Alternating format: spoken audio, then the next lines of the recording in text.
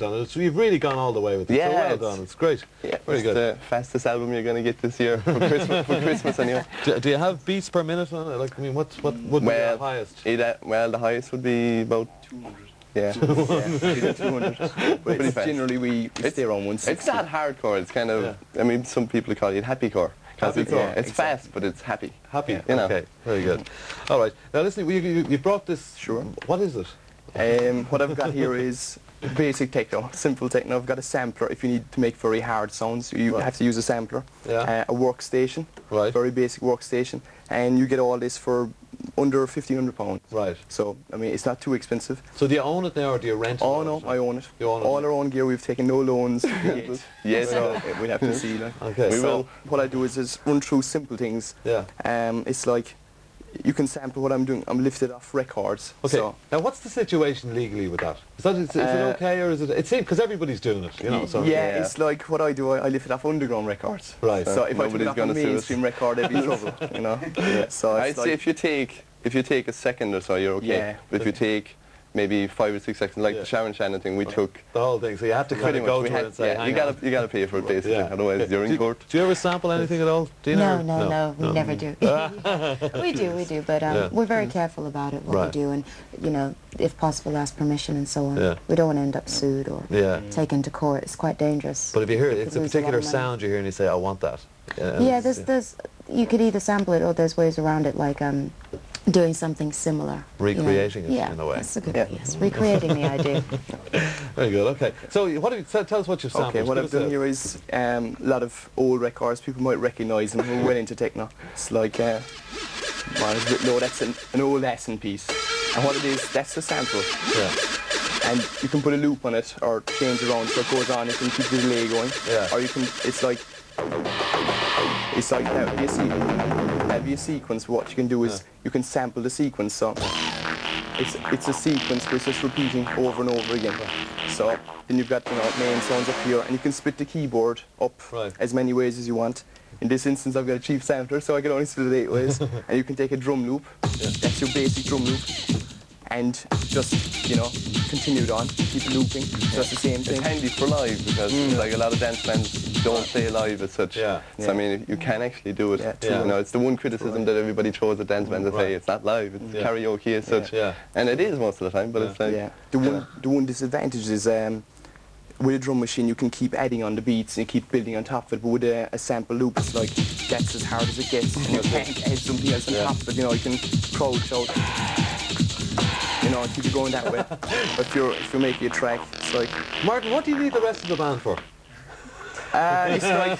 It's the same it's the same on the other side. I mean, he does so much with his keyboard, and then there's another guy doing the same thing, adding more on top. It's all about layering it up along, so to make it a good full sound. Yeah, brilliant. It's fascinating. Well, it's like if I come up with a track, it's here, and he's backing me up with samples, like... Make sure you're seeing what you something like that. Or else if he comes up with a track, I'm backing up with something like that. So you're it's like a little bit like jazz in a way, that you're just doing it as you feel it, It's very ad-lib. Yeah, definitely. I mean, you can.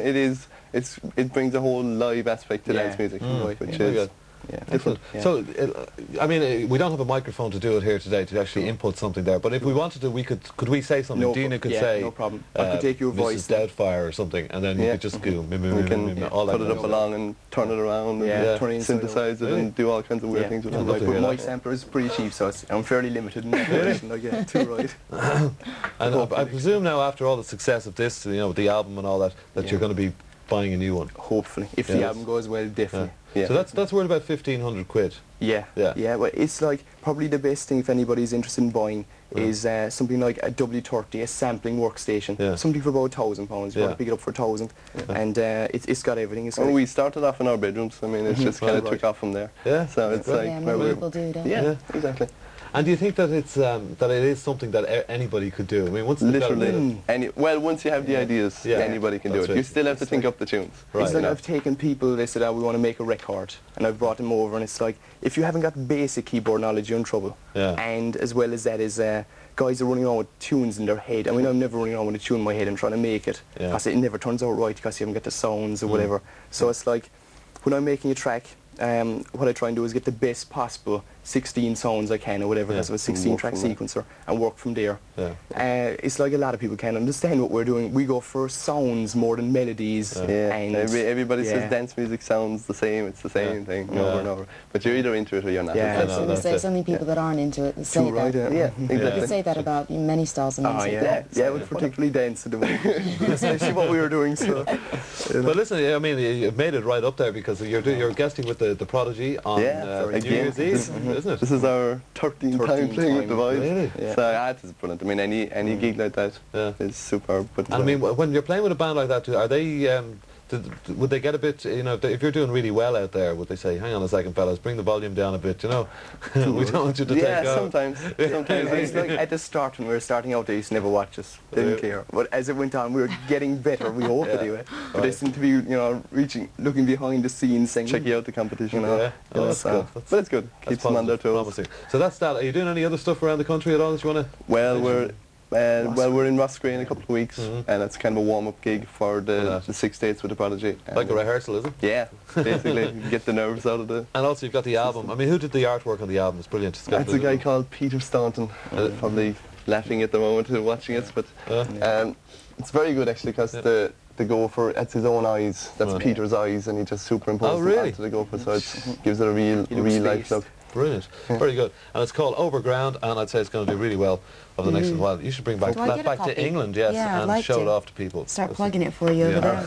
Definitely. So listen, we've got a few copies of that to give away. Is there a question, not too difficult question, that you could ask, and we give it to the first 10 people? We've also got some very limited edition T-shirts, which you were going to hold up, but there they are. They've got the whole thing. Okay. Normally these are just made, right? Yeah, we don't normally commercialise anything. I mean, this whole market. No, we won't. We won't. It's a bit of a rip-off, really. So we just did up 10, and that's it. So if you've got one, you've got one of 10, and that's it. Oh, brilliant. Okay. So have you got some sort of an easiest question? Yeah. Second track in the album. No, I would say, what was the name of our second EP?